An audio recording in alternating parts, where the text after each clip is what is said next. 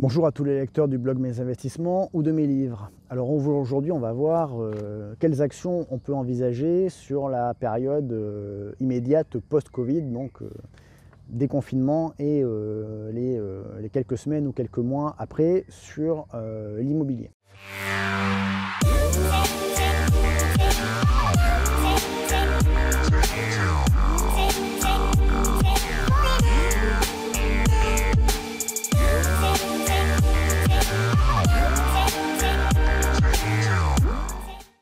Alors d'abord, dire qu'on rentre dans un monde d'incertitude, donc je ne vais pas m'aventurer à faire des prévisions sur ce qui va se passer exactement.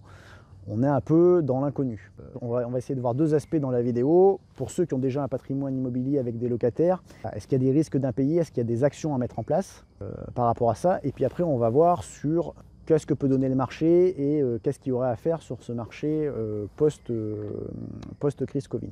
D'abord sur votre parc locatif. Bon, si vous avez des loyers commerce, je vais les mettre un peu à part, il y a eu des problèmes. Bon, sur les loyers d'habitation, pendant la période de confinement, les gens ont été mis en chômage partiel, etc. Il y a eu a priori assez peu d'impayés de loyers sur les loyers d'habitation. Par contre, on peut peut-être craindre pour l'après-crise qu'il y ait quelques difficultés d'entreprise, une augmentation du chômage, quelques licenciements, des choses comme ça, et qui là serait plus, on va dire, couvert par le gouvernement comme dans la partie confinement. Alors, selon le profil de vos locataires et selon votre parc immobilier, vous pouvez peut-être réfléchir à la mise en place d'assurance, de contrats d'assurance loyer impayé. Alors pourquoi je dis selon votre profil, selon votre parc? Bon, voilà, la personne qui a 15 appartements, potentiellement il y a un patrimoine derrière, il peut foisonner le risque et peut-être qu'il n'a pas besoin d'assurance. La personne qui a un ou deux appartements et pour qui ça pèse vraiment dans ses revenus ou dans le remboursement de crédit n'est pas négligeable pour elle, si elle n'en avait pas pris jusque-là, elle peut peut-être l'envisager. Je prends un exemple de profil de locataire qui pourrait être intéressant sur lequel prendre une assurance loyer impayé. C'est un salarié en CDI, d'un restaurant, d'une boutique de vêtements un peu fragile, on va dire d'entreprises qui peuvent être fragiles suite à la crise du Covid. Que vous aviez pris il y a un an, voilà, avec un dossier qui faisait un peu plus de 3 fois le loyer en termes de revenus, un CDI, etc. Donc solvable, mais dont l'emploi vu d'aujourd'hui paraît peut-être un peu plus incertain qu'il paraissait il y a un an, en tout cas dans la pérennité de celui-ci. Donc pourquoi c'est dès aujourd'hui qu'il faut réfléchir à l'assurance loyer impayé? Parce qu'il faut savoir que ces contrats d'assurance loyer impayé, quand vous les mettez en place dans un appartement où il y a déjà un locataire, ils vont vérifier déjà, quand vous signez le contrat, il va falloir prouver que vous n'avez pas eu d'incident de paiement. Alors ça dépend des contrats, mais sur les 12 ou sur les 24 derniers mois. Sinon, l'assurance refuserait de vous assurer. Et ensuite, dans leur fonctionnement, ces assurances, elles ne marchent pas dès le lendemain au moment où on les souscrit. C'est-à-dire que si vous les souscrivez à partir du moment après avoir eu un incident de paiement ou quand il va arriver dans 15 jours, c'est trop tard en fait. Il y a ce qu'on appelle un délai de carence de 3 ou 4 mois, ça dépend des contrats, c'est-à-dire que vous souscrivez l'assurance aujourd'hui et l'assurance est activable et fonctionne si le premier incident de paiement se déclare dans 4 ou dans au-delà de ce délai de carence. C'est-à-dire que si le délai de carence est 3 mois, il ne faut pas que l'incident soit dans un mois, il faut qu'il soit dans 4 mois pour qu'il soit pris en charge. Bon, alors après, il y a diverses options selon les contrats, je ne vais pas tout refaire, il y en a qui vous couvrent que le loyer impayé, plus éventuellement les frais de procédure, et après il y a diverses options où ça peut vous payer éventuellement, enfin vous prendre en charge les dégradations d'appartements au cas où vous auriez des dégradations locatives. Une dernière recommandation que je vais vous faire sur ces loyers impayés, c'est si jamais vous prenez un de ces contrats de loyer, d'assurance loyer impayé et que vous vous trouvez malheureusement dans la situation où vous voulez le mettre en œuvre, c'est-à-dire que vous avez un incident de paiement et que vous voulez donc utiliser cette assurance.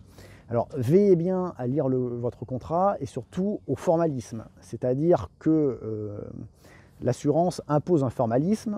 Au moment où vous avez un incident de paiement, par exemple, une première relance doit être faite au bout de 15 jours par mail, par trace écrite, sans réponse au bout d'un mois par lettre recommandée, etc.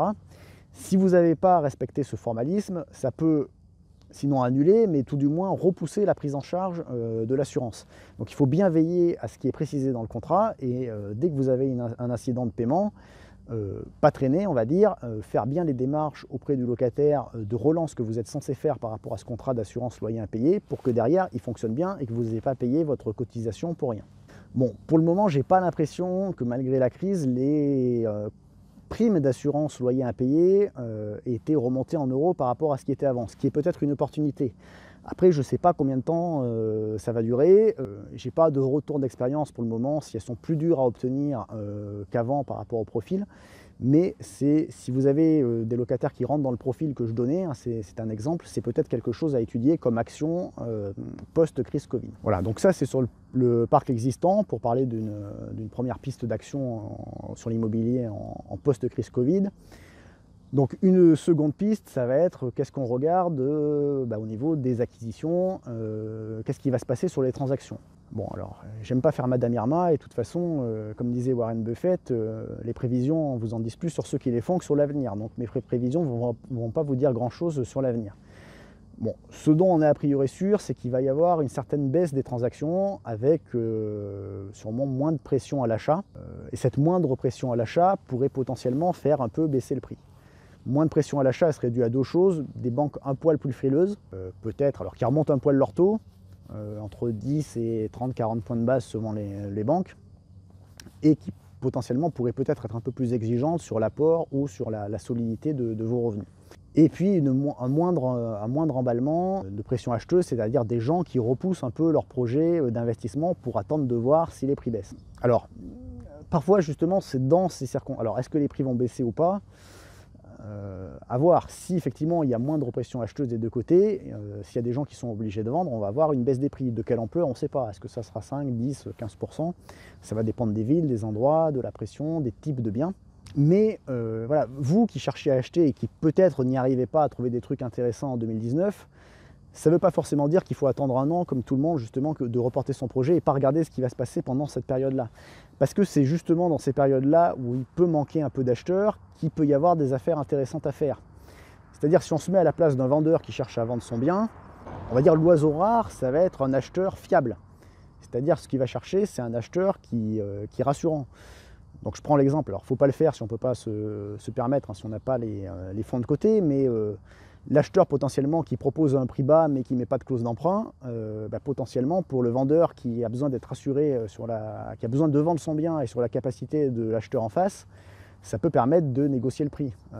Donc c'est peut-être des choses comme ça, il ne faut pas rester en dehors du marché en se disant j'attends un an pour voir ce qui se passe, il faut quand même observer ce qui se passe dans ces prochains mois et rester attentif, parce qu'il pourrait peut-être y avoir des opportunités, ou surtout si vous n'arrivez pas à acheter jusque-là, c'est peut-être un moment intéressant, quoi. Alors vous allez me dire, oui, on achète, mais on dit s'il y a moins de locataires fiables, on prend un risque. J'ai envie de dire, là, on parlait d'un parc existant avec des choses qui ont changé sur le profil du locataire que vous avez sélectionné. Mais à partir du moment où vous prenez par rapport à votre environnement un bien qui est meilleur que les autres, soit parce qu'il a été rénové, soit parce qu'il est mieux placé, soit parce qu'il est mieux agencé, vous aurez normalement toujours du choix dans votre demande, c'est-à-dire que vous allez pouvoir sélectionner les profils qui normalement vous font prendre moins de risques financiers.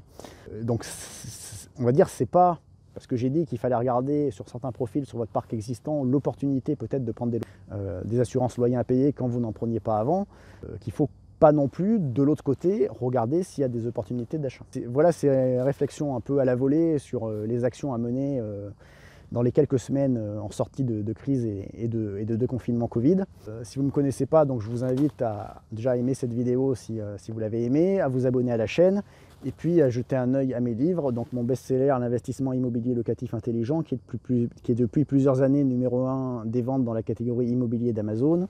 Et pour les lecteurs de ce premier qui l'auraient éventuellement loupé, sa suite qui est sortie il y a quelques mois, 77 exercices pratiques pour l'investisseur immobilier intelligent, avec pas mal de mise en situation et voilà, qu'est-ce qu'il faut faire dans tel cas, et puis des pistes de réflexion. Et donc finalement, c'est des cas concrets de mise en situation, ce qui peut être intéressant pour quelqu'un qui veut se constituer un patrimoine immobilier. Je vous dis à bientôt sur le blog et sur la chaîne.